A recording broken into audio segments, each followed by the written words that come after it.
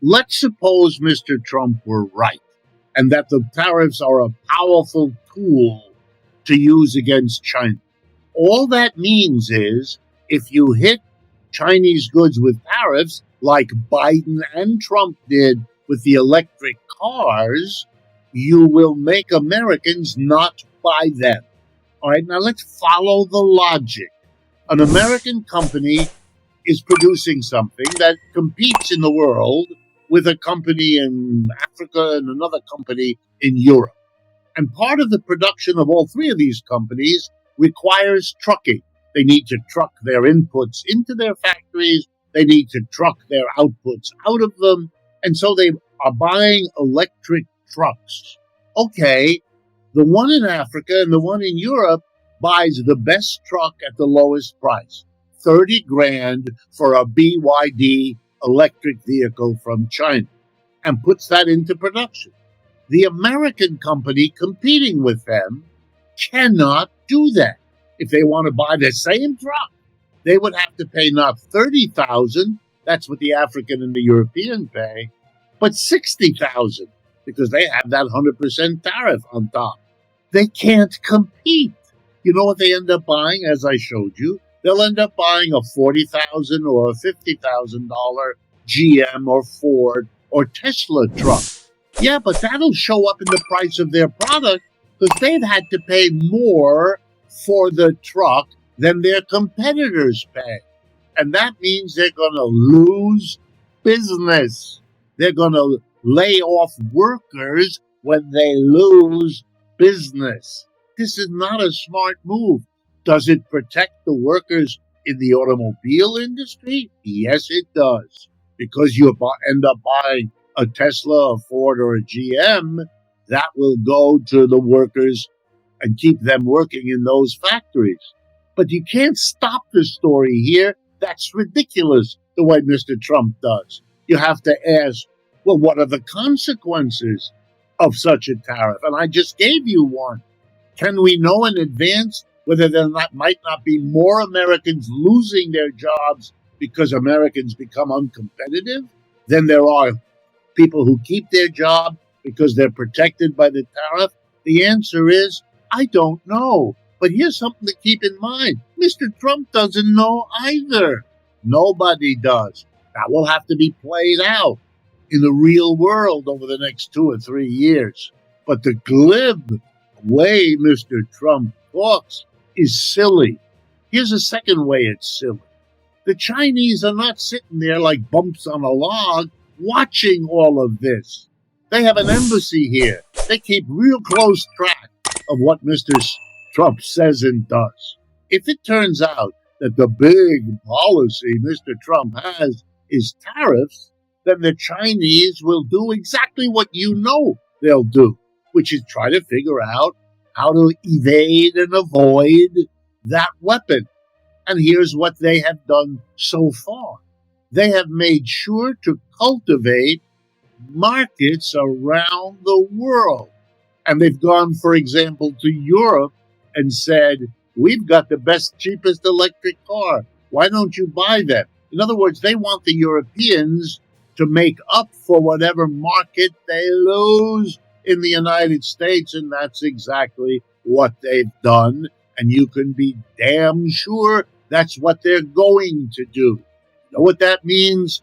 That the weapon to change China that he thinks he has won't work, because the Chinese have reacted to it to defend themselves, as anybody would, except they have an alliance with enough other countries to make it relatively straightforward where they go and what they have to do to nullify the impact of American strategy.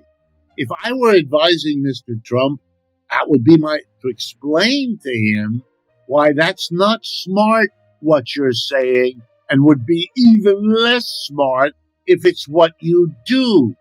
American governments, since Richard Nixon and Henry Kissinger went to Beijing to open China up back in the 1970s, that's half a century ago, since that time, American policy has been driving China, so it said, to become more like the United States, a free market economy, change its ways.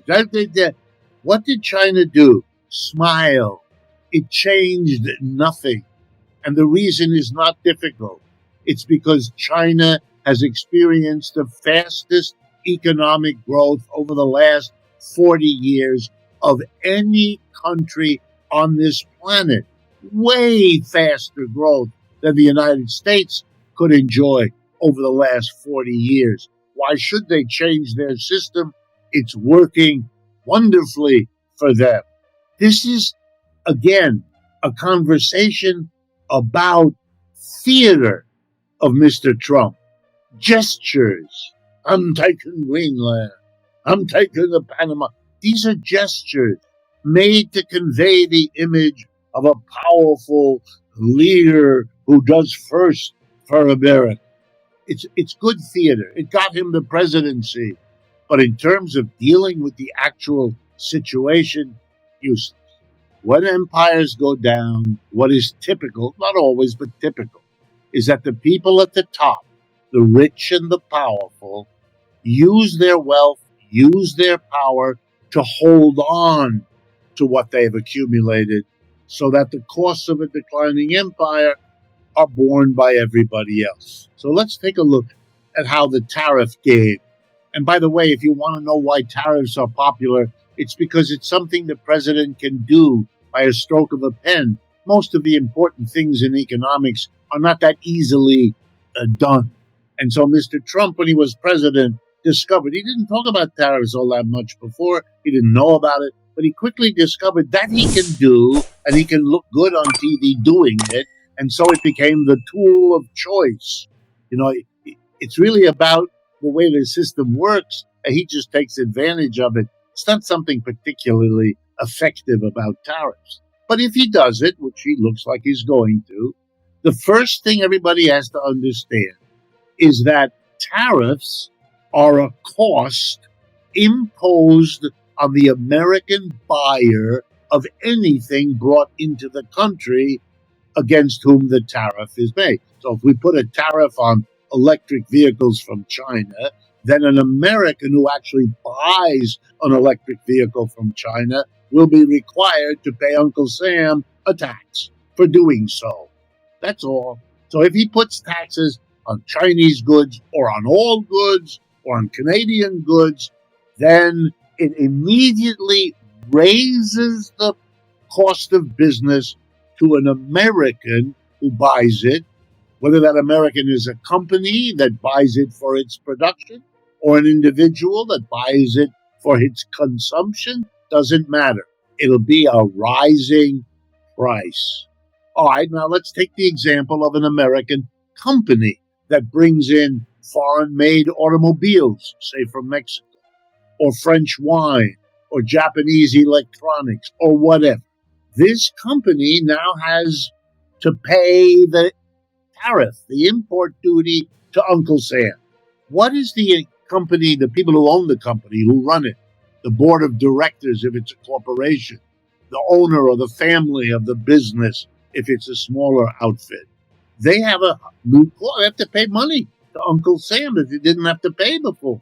Before they could buy their stuff abroad, use it here, and make that money back when they sold the output. End of story.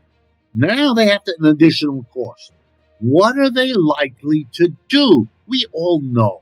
The employer faced with a higher cost will try, among other things, to raise the price of what he sells to recoup the extra cost that he now faces because he has to pay the tariff to Uncle Sam.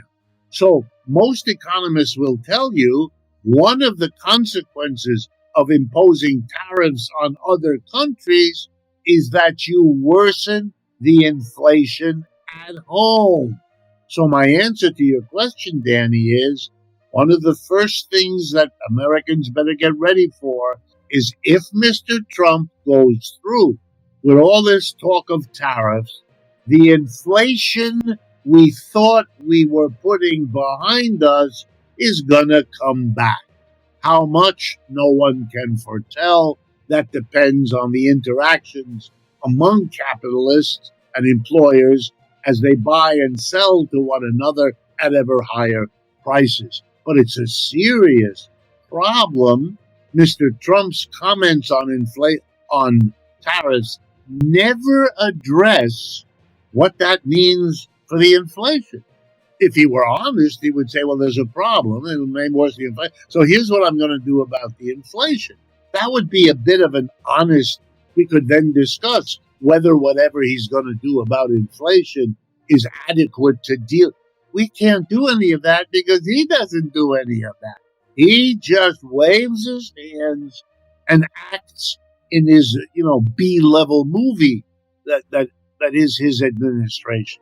Not only that, but the countries of the world, not just China, the countries of the world can, and many of them will, hit back at the United States because their people will demand it. They're going to be laying off people because they can't sell as much in America since there's a tariff. And the people in Canada or Mexico or Europe are going to turn to their politicians and say, what are you doing? You just allow them to do that?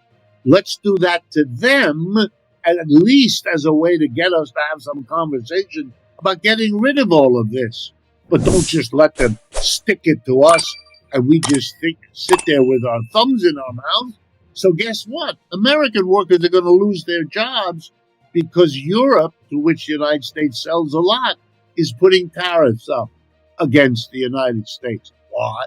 In retaliation for what Mr. Trump is threatening to do. And Ms. Sheinbaum in Mexico, the leader there, or whoever the new leader in Canada will soon be, they're going to be under enormous pressure from their own people to retaliate with tariffs. Mr. Trump has a remarkable way of talking about tariffs as if it's all a one-way street, as it's something the United States chooses or chooses not to do. But that's not the way it works at all. Never has been. You impose a tariff, you are literally provoking those against whom that tariff works to do the same back to you. And it will hurt the United States because, unlike in the past, the United States is now integrated into the world economy. It needs a lot of exports. It needs those markets. It will be hurt if it loses them. All of these factors, again, should underscore, don't take so seriously what Mr. Trump is bloviating about these days.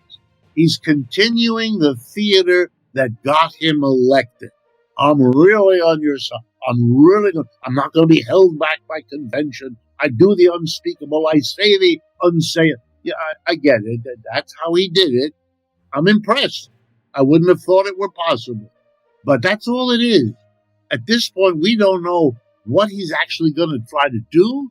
We do not know whether it can be done. And we do not know what retaliation the victims of what he's doing will themselves figure out.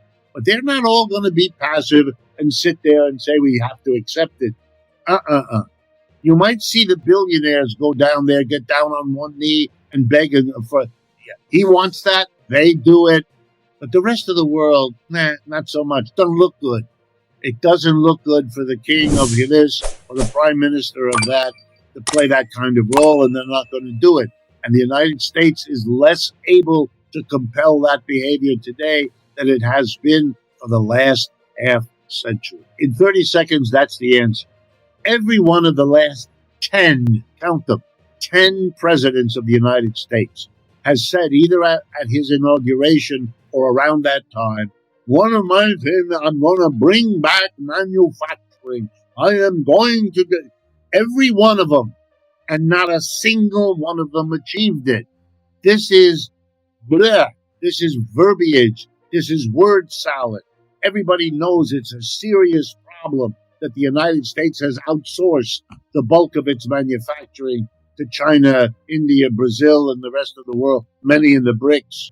And it's not coming back because the wages here remain too high for what they want to pay. And the growing market in the world is no longer the United States. It's in China. And the bottom line, the BRICS, 22 countries now represent over 55% of the world's population. The United States is 4.5% of the world's population. You ought to keep these numbers in mind before you make cataclysmic policy and strategic mistakes.